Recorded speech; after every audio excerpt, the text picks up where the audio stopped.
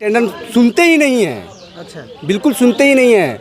पर कितना दिन से पानी के लेकर के बोल रहे हैं हम लोग, फिर भी क्या करें, मजबूरी में पीना पड़ता है। बाथरूम का टंकी टूट गया था, इसको लिखित में दिए, फिर भी मतलब इसमें कोई सुधार नहीं हुआ। जाकर के देख सकते हैं कहीं कहीं करेक्ट किया हुआ है बिल्डिंग। थोड़ा गर्म तपता है, इसके कारण से हम लोग को पढ़ने में कठिनाई होती है। तो वो बोले कि बाबू रे हम भी बहुत बल झेले हैं, तो बल तपना सीखो। नवादा से एक अजीबोगरीब बयान सामने आया है। सांसद हैं विवेक ठाकुर। नाम तो ऐसा है कि सुनते ही आपको स्वामी विवेकानंद की याद आ जाए, लेकिन बयानबाजी जैसे स्वामी विवेकानंद के भी ये गुरु हों। दरअसल मामला जुड़ा है नवादा के अंबेडकर छात्रावास से।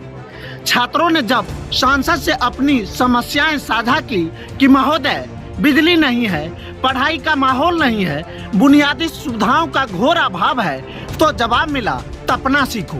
जी हाँ, सांसद महोदय का फरमान है तपोगे तभी कुछ बनोगे। अब सवाल उठता है कि क्या सांसद महोदय जी के अपने बच्चे भी तप कर पढ़ाई करते होंगे? क्या वो भी बिना बिजली, बिना नेट, बिना कुर्सी मेज के पढ़ते होंगे, या फिर अमेरिका, लंदन और बेस्ट इन्वायरमेंट में एजुकेशन प्राप्त कर रहे होंगे? दलित छात्र तपे और आपके बच्चे विदेश में पढ़े, ये कैसी राजनीति है सांसद महोदय? सांसद साहब, प्रवचन देना है तो अपने घर में जाकर दीजिए। गरीब और दलित बच्चे को ज्ञान नहीं बल्कि सहारा और संसाधन की जरूरत है। देखिए एक स्पेशल रिपोर्ट रंजीत कुमार की। नमस्कार, मेरा नाम रंजीत कुमार है और आप देसी तंत्र देख रहे हैं। आगामी बिहार विधानसभा चुनाव 2025 सर पर सवार है। राहुल गांधी दरभंगा अंबेडकर कल्याण छात्रावास पहुंचे, छात्रों से मीटिंग किए। इधर नवादा के सांसद विवेक ठाकुर जी नवादा के अंबेडकर छात्रावास पहुंचते हैं और बातचीत करते हैं। देखिए, आज का जो कार्यक्रम था, ये नवादा के सांसद सम्मानित विवेक ठाकुर जी अंबेडकर छात्रावास में आए, तो ये संवाद कार्यक्रम था कि सांसद महोदय के साथ अंबेडकर छात्रावास के बच्चों का संवाद कार्यक्रम कि यहाँ की समस्या के से अवगत कराना था सांसद महोदय को। तो बहुत सारी बातें जो है, मैं तो यहाँ का सीनियर छात्र रहा हूँ, इस नाते मैं अंबेडकर छात्रावास में आया हूँ। तो अभी वर्तमान जो हमारे छात्र यहाँ रह रहे हैं, तो हमने भी इनकी समस्याओं को सुना और मैंने भी सांसद महोदय से इन समस्याओं के बारे में हमने बात कही और लिखित जो है कि आवेदन भी हम लोगों ने दिया है। बाकी हमारे साथ जो है और जो है कि छात्र हैं, आप इनसे पूछ सकते हैं कि अपनी सवाल ये भी है कि जब जब चुनाव आता है तब तब भाजपा का नेता हो, मंत्री हो, विधायक हो या कोई अन्य दल का नेता हो, वो डॉक्टर अंबेडकर के छात्रावास में पहुंच जाते हैं। लेकिन सवाल उठता है कि इसी अंबेडकर का छात्रावास का लड़का लाइट से तड़प रहा होता है, गर्मी से तड़प रहा होता है, उधर का जो बिल्डिंग बना है वो चिरचिरा गया है, इस पर कोई ध्यान नहीं देता है। देखिए, आपका कहना तो सही है कि विधानसभा या लोकसभा को देखते हुए जो है भाजपा या फिर जो भी सत्ताधारी पार्टियां होती हैं वो छात्रावास को जो है टारगेट बनाता है, चूँकि जानता है कि दलितों को जो है जब तक लेकर के नहीं चलेंगे हमारी सत्ता और जो है कि है ना वो काबिज नहीं होगा, माने सत्ता पे हम लोग काबिज नहीं हो सकते। खैर ये तो अलग की बात है, लेकिन हम लोगों की जो समस्या थी यहाँ जो है कि छात्राओं की जो समस्या, जो है कि छात्रों की जो समस्या थी वो हमने उनके सामने जो है कि रखा है अपनी संवाद के माध्यम से। इसलिए हमें आशा और विश्वास है कि हमारी ज़रूरतों को ठीक है वो कहाँ तक माने करते हैं, मतलब कि मैंने जो है कि करेंगे, ये जो है कि आशा और विश्वास है। इतिहास के पन्ने को जरा पलटिए तो कहा जाता है शिक्षा वो शेरनी का दूध है, जो पिएगा वो शेर की तरह दहाड़ेगा।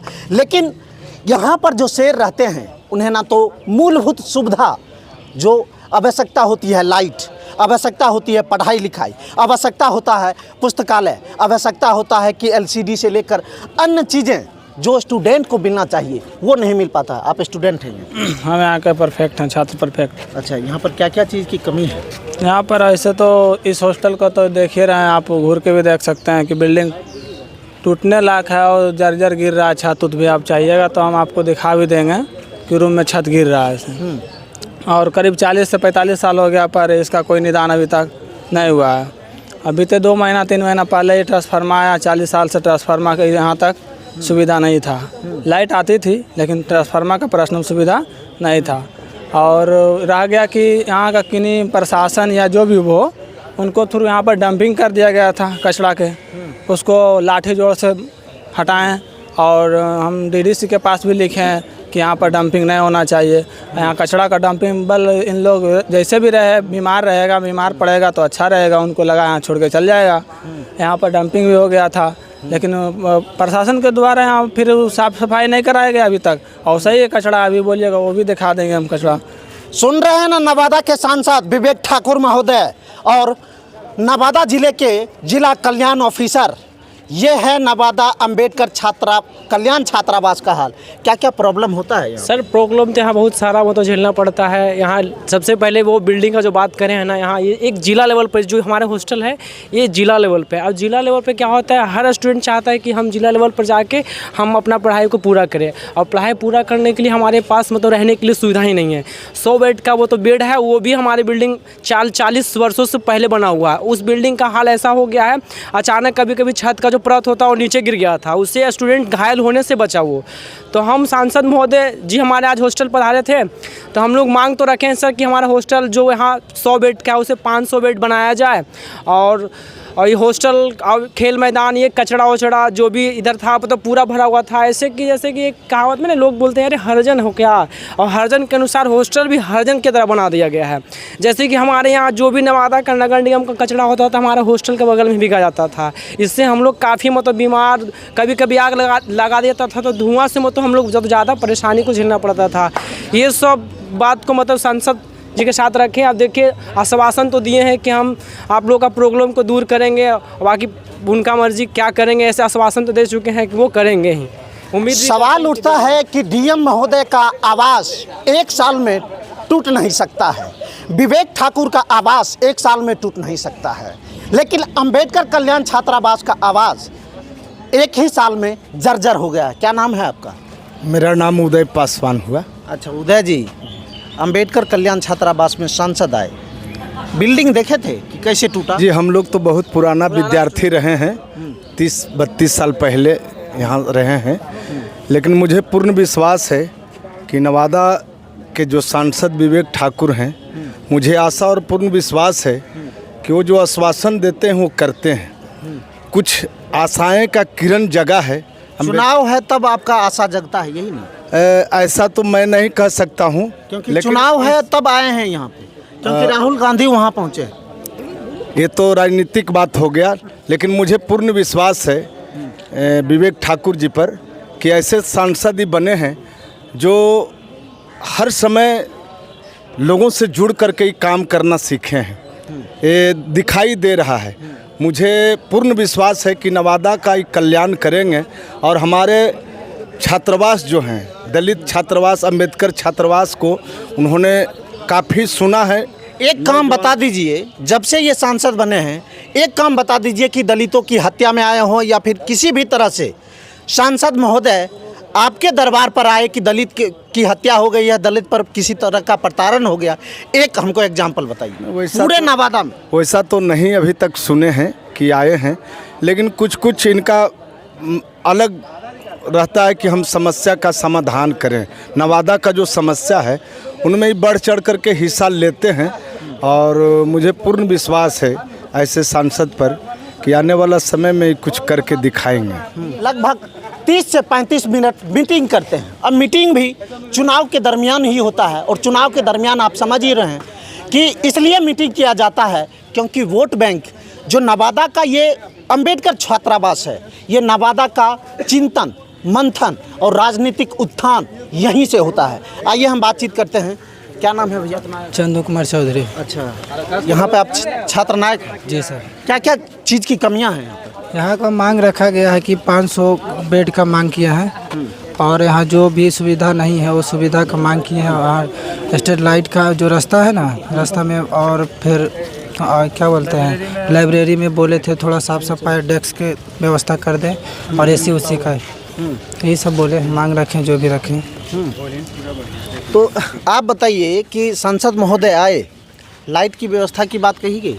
कही और लिखे भी, वो अपना नोट्स भी किए, जितना बात बोले अधिकांश बात को नोट किए और कुछ बात को तो इग्नोर भी किए। ऐसा बात तो नहीं है। कौन कौन बात को इग्नोर? जैसे कि हो गए हैं कि हम बोले कि सर लाइब्रेरी थोड़ा गर्म तपता है, इसके कारण से हम लोग को पढ़ने में कठिनाई होती है।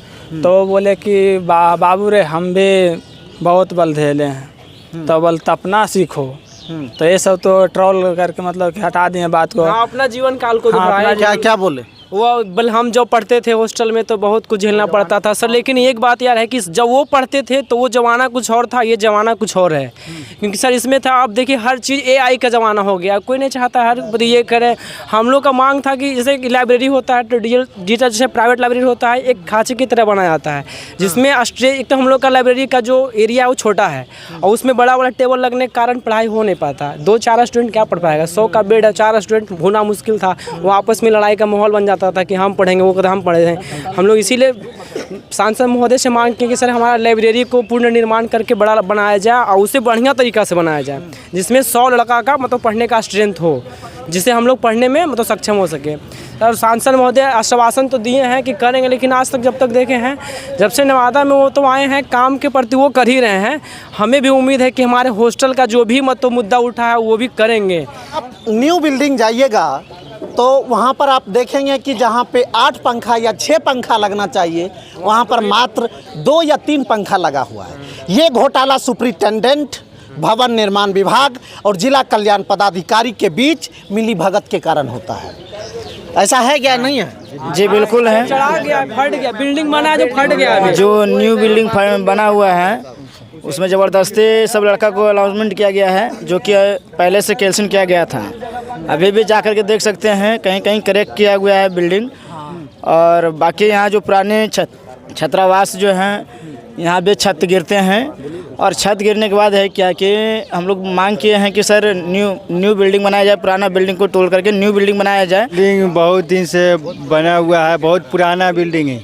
इसमें बार बार रिपेयरिंग करा रहा है तो बार बार वही कारण हो रहा है, बार बार टूटिए रहा फूटिए। इसको एक बार बढ़िया से होगा तो अब क्लियर हो जाए, इसको तोड़ के बढ़िया से बनाया जाए ताकि बिल्डिंग अच्छा रहेगा।